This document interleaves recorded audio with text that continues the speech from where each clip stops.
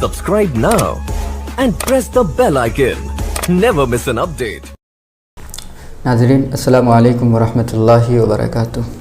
मैं आपके साथ असफ़र मंसूर और आप देख रहे हैं सुराग़ ज़िंदगी।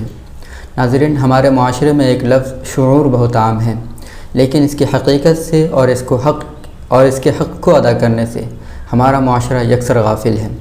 दरअसल इस लफ्ज़ के माने समझ बूझ, अक़्ल व ख़िरद, दानाई और समझदारी है, और इसकी हकीकत को अपनी ज़िंदगी में उतार लेना, इसके हक़ को अदा करना है। चुनांच किसी साहिब दानिश व बीनश ने इसे 3 किस्मों और 3 सतहों में तक़सीम किया है। पहली सतह और किस्म वो है जहाँ इंसान बदकलामी का जवाब बदकलामी से देता है और ईंट के जवाब में पत्थर दे मारता है, और दूसरी सतह वो है जहाँ इंसान बदकलामी का जवाब खामोशी इख्तियार करके देता है और बदगोई बदअखलाक़ी का जवाब उसको अपनी हालत पर छोड़ कर देता है।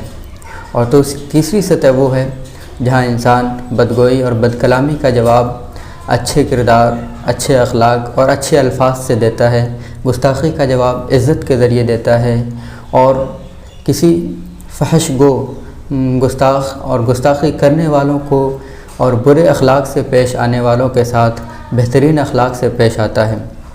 और यही तीसरी सतह वो सतह है जो बदतरीन दुश्मन को बेहतरीन दोस्त में तब्दील कर देती है, और यही नबी सल्लल्लाहु अलैहि वसल्लम का उसवा और तरीक़ा भी है।